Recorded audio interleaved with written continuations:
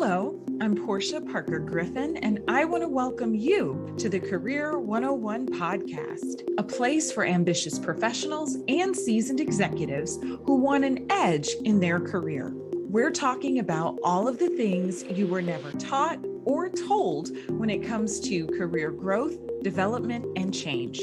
Now, let's get into it.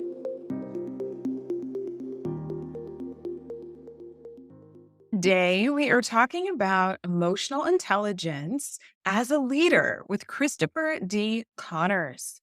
Christopher D. Connors is a #1 best-selling author, executive coach, and globally recognized expert on emotional intelligence. He is a top global speaker on championship leadership. Christopher has worked with CEOs, top leaders, and managers from global organizations such as Northrop Grumman, U.S. Army, FBI, William Morris Endeavor, McKesson, and Google. Christopher's newest book on emotionally intelligent leadership, The Champion Leader, will be published by Wiley on May 7th. His book, Emotional Intelligence for the Modern Leader, is one of the top-selling emotional intelligence books in the world. His video-based course, Leading with Emotional Intelligence, is a top leadership course on LinkedIn Learning. Hi, Christopher. How are you today? I'm doing very well. Thank you for having me, Portia. We are thrilled to have you with us to discuss emotional intelligence as a leader. It's a big topic that comes up all the time, Christopher. But first, we want to know a little more about you. So tell me about 7-year-old Christopher. 7-year-old Christopher. I had two older brothers, and so I was at that stage in life where I was really looking up to them and looking to them for guidance. I grew up in Rockville Center, New York, on Long Island, and very close knit family. Wonderful mom and dad, 2 older brothers. And 7th grade would have put me in about 1st grade, Mrs. Casuto's 1st grade class at Hewitt School, and growing my interest in sports and starting to play soccer, baseball, things like that for the first time. Very cool, Christopher. So what was your first job? Wonderful question. I think technically I would think that my very first job was shoveling snow. So I think that's where the entrepreneurial dream began. So when I was probably about 7, my mom and dad had bought us a Nintendo, but of course that wasn't good enough because a couple of years later, I wanted to buy a Sega Genesis, and my mom and dad were not willing to buy that Sega Genesis. And so what did I do? What every great entrepreneur does, right? I went out and figured out how to make my own money, shoveled snow, saved up enough money, went down to PC Richard and Son, and I bought my Sega Genesis. Technically that, but otherwise very, very proud store cashier at King Cullen grocery store on Long Island. Yes, that's great. We could have played Sega together because there was a lot of Sega at my house. We played Sonic the Hedgehog. We played the sports games, the NBA game, the NHL Sega game. We could have done that together, Christopher. So tell us about some highlights or pivotal moments in your career before you started your business. Yeah, it's interesting. I still think about some of the dates. I remember starting my management consulting career after graduate school, August 4th of 2008. That was a significant day for me. I worked at Booz Allen Hamilton. And so I think that's a significant moment in my career of starting with a really prestigious consulting firm. And it meant a lot to me. I got to work for over 4 years side by side with military servicemen and women in the United States Air Force and the United States Army. But I think I really had a very unique path to where I've gotten to. A lot of my business background was in consulting and project and program management, but I worked for a lot of different organizations, worked in the private sector, in industry, worked as a consultant. I was also helping to lead a program management office for the New York City government for several years. And then along that journey as well, some of the experiences that shaped my career path and my life, and even the work I do today. I coached high school basketball as a boys varsity basketball coach for 6-7 years as I was working, doing that on the side and stoking that passion. I had played basketball in high school and college. So I think for me, my background it's a very varied background with a lot of unique experiences, working for tech companies, working for the government, working as a consultant with Fortune 50 companies and getting to live in that world. So I have a lot of unique experience of working with a lot of great leaders and just learning a tremendous amount along the way. And I really feel looking back to have taken and extracted every possible lesson that I could from both the wonderful moments and the achievements, but also some definite low points and some adversity that presented challenges that kind of shaped me into the man I am today. Wow. Yes, you definitely have a very interesting background, Christopher. A couple of things I wanted to just touch on. I think coming into the consulting world for one of the top firms right out of college, I'm sure that gave you a lot of perspective moving forward and I guess insights that you probably still use today when you think about leadership. We work with a lot of clients and they're trying to get to some of those top consulting firms, and you got that experience right away. Did you know how prestigious that was when you were coming out of college?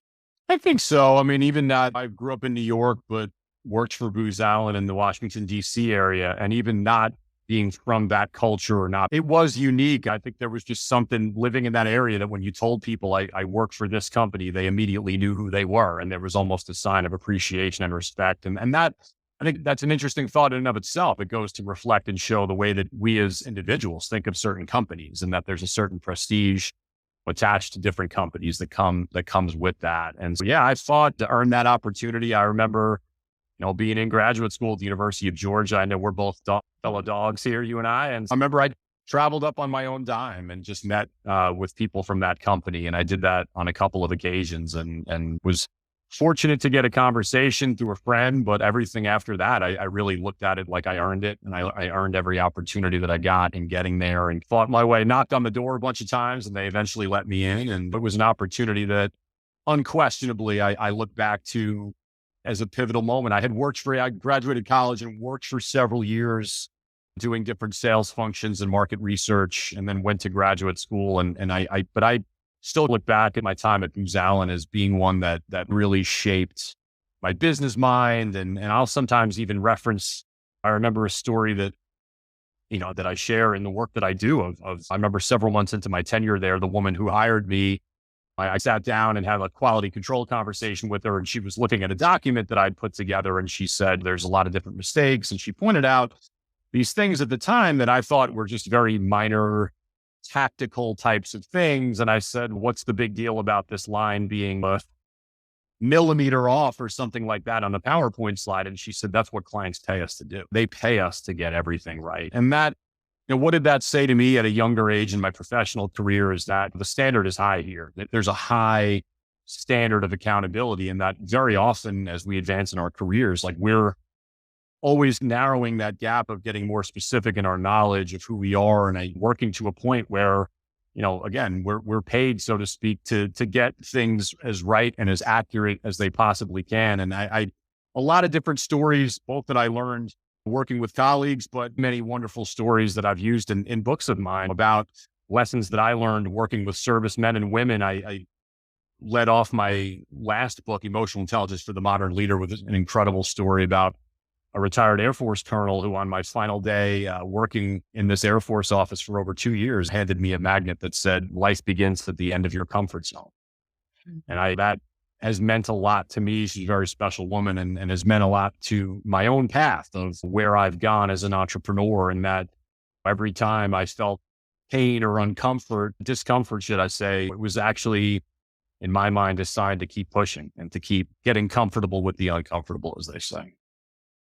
Wow. A lot of great things there, Christopher. So, what motivated you to start your own business? The itch. I know that I really just believed, I was telling this not very long ago to my wife. I'm someone that from a very young age always had big dreams. It's funny, that's ironic that you asked me about being 7 years old. When I was 7 years old, I was writing stories in first or second grade about basketball player from inner city Chicago or New York reaching their dreams and playing in the NBA. There was something about that American dream and achieving that through passion, if I were to put it that way. It's just always attracted me. The idea that we can, no matter who we are, live the life that we want on our own terms. And all of a sudden you graduate college. I went to a liberal arts college, went to a great undergraduate school. And I think looking back, my liberal arts education was the right thing, but I also didn't know what I wanted to do. And I think you find a lot of that in life. And it was like, I wasn't entirely sure. That itch got itchier as I kept getting older. And I really went back and looked and made sense of my skills, my experiences, the things that I was passionate about. And I started really building on the side while I was in the consulting world, while I was working in different program and project management roles, figuring out what I really did want to do. And I think if nothing else, my business experience taught me out of the proverbial people, process, and technologies that I was always most interested, most intrigued, and most attracted to people, to psychology, to what makes people tick. And a lot of my business experiences and background, both as an athlete, as a sports coach, and then I was coaching and helping people on the side with their own professional development. That really spoke to me and always lit a fire inside of me. And as I began writing and overcoming that fear of putting my thoughts publicly out, I did a lot of writing on Medium. I've posted on social media over the years. The universe kept coming back to me and saying, keep writing about emotional intelligence, keep talking about overcoming adversity and overcoming challenges. And I've always interpreted that as keep going. I'm meant to do that. It's something I love. So that's where I ended up. So for anyone who doesn't know, what is emotional intelligence? Textbook definition, which I always stick to, is it's the ability to recognize, understand, and manage our emotions. And it's the ability to recognize, understand, and influence the emotions of other people. That definition came from Dr. Peter Salovey, who's the current president of Yale University, and one of his research associates, Dr. John D. Mayer. And so I'll often say to people, if you just study that, it's the ability to recognize, understand, and manage. As Daniel Goleman had originally defined what emotional intelligence is, he originally did it based on 5 pillars: self-awareness, self-management, which we might sometimes see as self-regulation, motivation, empathy, and social skill. That ability to recognize, understand, and manage is really bridging the gap between self-awareness and self-management. That ability to recognize, understand, and then influence is how you then take your motivation and socially influence other people through the way you communicate, through how you build relationships, through leadership by example, and through empathizing with others and showing that you care, being a great communicator. And communication really begins with listening. That's the thing about emotional intelligence, and even have written and talked about, is that I think for a lot of people, it's a buzzword because it's not just once, it's a multifaceted skill set. But that skill set is what I have really found both in life and in business is the differentiator between happiness, success, and fulfillment. Wow. I think you gave us a great practical definition. And I also appreciated the other areas that or layers or facets of emotional intelligence that you added on as well. I hear from a lot of clients that they're confused by the concept of emotional intelligence.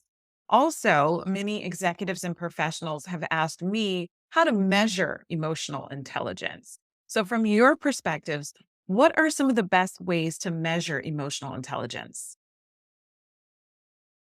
I think you begin with self-awareness, but even that self-awareness is a multi-faceted thing. Self-awareness to me is your foundation. What do I mean by that? I have what I call a game plan. It's passion, values, purpose, the way that you define success for yourself, your mission, and some of the goals that you set. And I think you could say to a degree, part of emotional intelligence is that bridge between self-awareness and self-management. So how are you measuring? In some cases, you're measuring it by the goals that you hold yourself to. If we think about it in a professional environment, I am going to self-evaluate. I'm going to set goals for myself each year. And what we typically see in an annual evaluation is that you're then held to account for that. It's a tougher question in the sense that I think you can measure it in some ways by goal setting. One of the organizations, bigger technology company that I've now worked with for close to 5 years, and they evaluate their employees based on teamwork, innovation, and results. And in some ways, teamwork can be measured and evaluated. It's Are you acting in accordance to the values that the company upholds? Kindness, respect, integrity, honesty, trust. So I think it's how you treat other people, which comes back to empathy. It comes back to social skill. It's how you ambitiously set goals for yourself. So it's not as black and white statistical, perhaps, as some other things, but I think it does show up in the way that we set goals for ourselves and ultimately how we treat other people.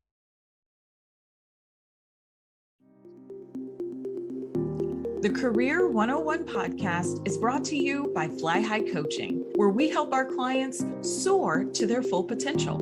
More and more professionals and executives are setting out to achieve their career goals. But without the right support, it can be difficult, if not impossible. Whether you need career coaching, interview coaching, or a professional resume, we're here to help. Check us out on our website, fly-highcoaching.com. What do you think are some of the best assessments and resources when it comes to studying or reflecting on emotional intelligence? So I have personally used several. A specific emotional intelligence assessment that I've used before is Talent Smart. So I know that's Travis Bradberry was very much responsible for getting that off the ground. I've used some of their emotional intelligence assessments before. I've used some 360 assessments of theirs.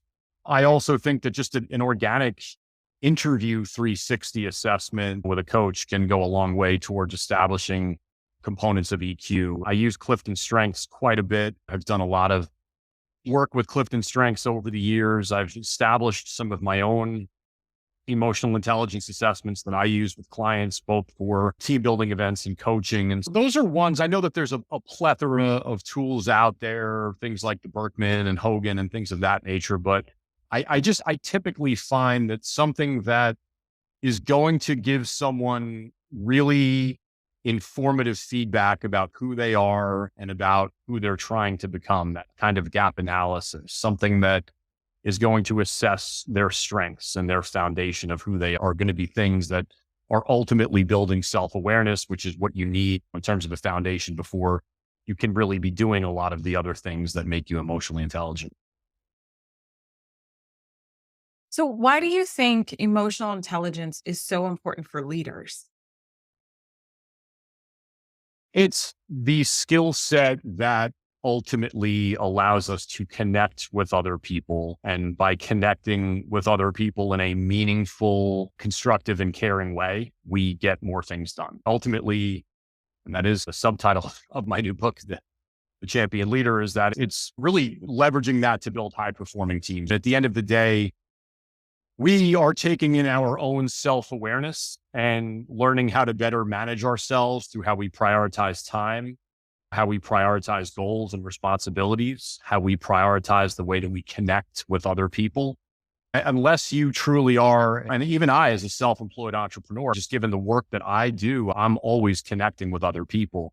But in any business, whether you're in the nonprofit sector or whether you're working for the Fortune 1000 company, a lot of your ultimate success, it is predicated both on what you individually do and then how you collaborate with other people.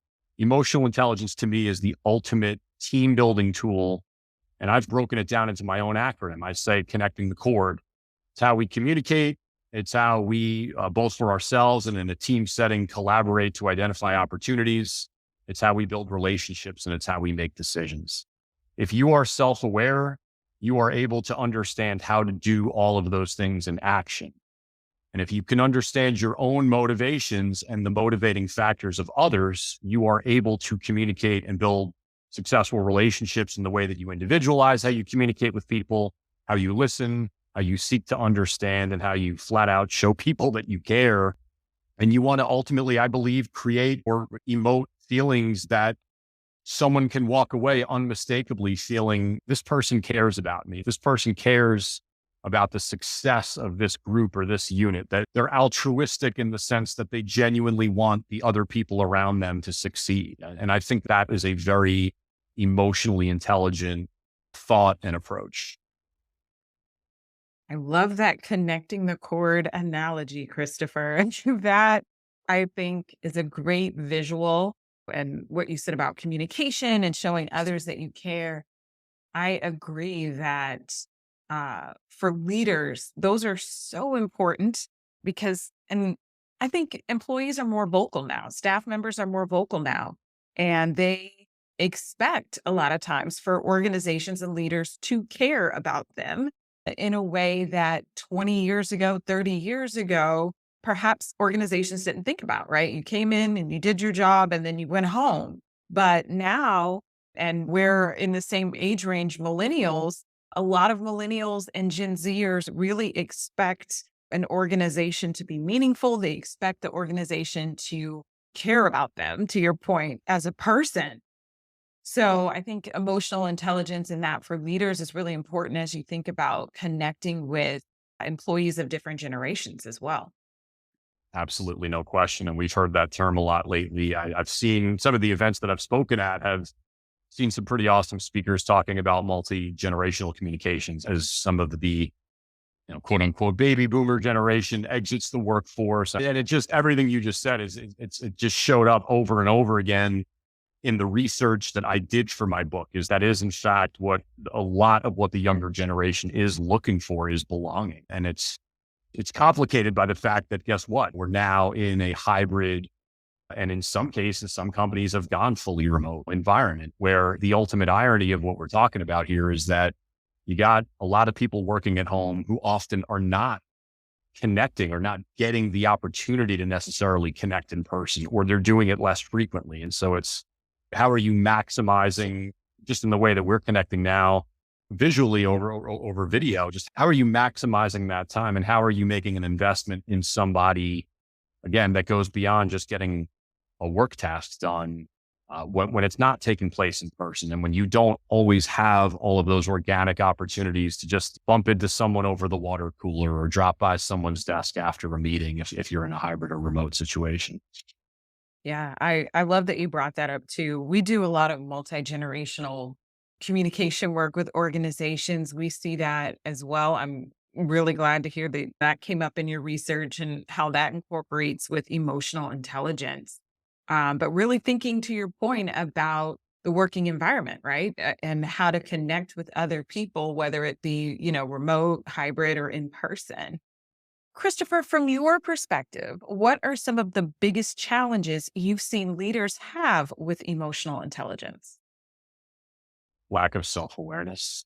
Not in some cases. It's both. I think it's a lack of self-awareness at times, or it's an unwillingness to actually look in the mirror and change how you're showing up. And I think that the trouble for some can be, I've engaged with very successful people that are able to drive results. They're able to bring people together to innovate and do great work in terms of getting a project done, getting a task done. They're brilliant in their execution and strategy, but they're not there in terms of enduring success around teamwork. And so sometimes I think we all know that the bottom line results matter immensely, but it's got to be everything in unison. And I think that sometimes that self-awareness, that lack of self-awareness, how do you solve that? It's by getting consistent and regular feedback. It's seeking that out for yourself. It's having time to reflect. I do that as a self-employed entrepreneur. I build time into every single day to have time to reflect. I just think that what we are living in terms of the world today from a business standpoint is that so many organizations are operating at a frenetic pace. And guess what? That pace ain't ending anytime soon. Like, you'll talk to people who are in the middle of, God, yeah, it's just such a fast paced environment. We're concerned about people burning out. And then when you ask, when is that going to end? There's crickets, because there isn't an end date in sight. Just because a project ends, just because a key milestone is achieved, that doesn't end that cycle. I think that one of the biggest things that I encourage around self-awareness is just that you have a strategic thought life. Some of that is achieved through reflection. Some of that is achieved through the way that you prioritize. And I think whether you're a self-employed entrepreneur, whether you're a CEO, or whether you're a mid-level manager, that the idea that you are intentionally carving time in. I have an entire chapter in my new book, The Champion Leader, devoted to prioritization. And it is among the most significant success factors that I have seen show up in literally every person's life is that if you are able to build in time, to have a strategic thought life, to reflect, to plan and prioritize and organize your time, which, oh, by the way, doesn't just cover business results, but covers intentionally building in time for people. That is something to me that you're able to overcome. You said a lot of amazing things there, Christopher, and I was taking some notes. I think to your point about leaders overcoming some of those challenges, when you said getting that consistent and regular feedback, I think that's so vital. And also being open to receiving that feedback, right? Not biting people's heads off about it is important, along with what you said about really building in time to connect with people.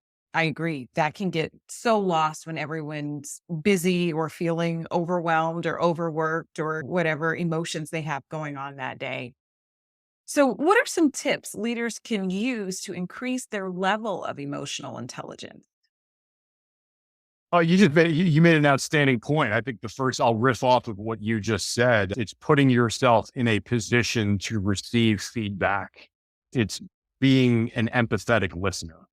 And I guess the other side of that is, just in the same way, how do you help someone, or how do you put yourself in a position to be helped? In order to be helped, you must put yourself in a position to be helped.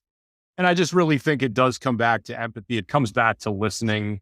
It comes back. I talk a lot in my new book. It's another one of my little terms that I have found through just thousands and thousands of hours of coaching and doing team building is, I call it my connection success formula. Empathy plus candor plus authenticity plus assertiveness equals victory. When you can receive feedback from people in an understanding and empathetic way, or when you can deliver it to people in an understanding and empathetic way, candidly, that's coming from a place of heart, showing up as yourself, being authentic to you. And what does that mean? It just means being authentic to your values, acting in accordance with your values and beliefs, and treating people. It's a lot of it does for me come back to the golden rule of just treating people with kindness, courtesy, and respect, and showing up that way. I had worked in the past with a senior marketing executive, and she always used to say to me, how I show up is how they show up. And so much of the energy that we bring to each moment has such an unbelievably significant influence and impact on the people that we're showing up with. And that assertiveness, I think what can hold people back from getting vital feedback or learning something valuable through a challenge or an adversity, or resisting in having a challenging conversation out of the fear of having it in the first place, what you lose out on are all of the golden nuggets that you can learn from that experience, which is why for me, that last component of assertiveness, being willing to put yourself to step into that arena and have challenging conversations, knowing optimistically that what is going to come out of that is going to make you better. So I think, to go back to your question, to me, a lot of what it means to be emotionally intelligent is to be a learner. It's to have a learning, opportunistic mindset that embraces challenges, embraces adversity, but most significantly, always embraces the opportunities to learn something new. Christopher, you are dropping a lot of gems for the audience. I definitely think this is an episode that people should listen to twice to make sure they're catching all of your insights. Tell us more about your book, The Champion Leader. Yeah, super excited to share that with everybody. What the champion leader is a deep how-to dive into how to lead with emotional intelligence. It's broken down into, I start with my leadership connection perfection formula that I just shared with you of empathy, candor, authenticity, and assertiveness, but really bridge that gap between what I call you, why, and your organization. And that you begins with the pillars of self-awareness and self-management. The why is the purpose and the motivation, and how you bring all of your best self out to your organization through how you communicate and build relationships, through how you seek to understand and motivate others, and how you care for others and lift others up through empathy.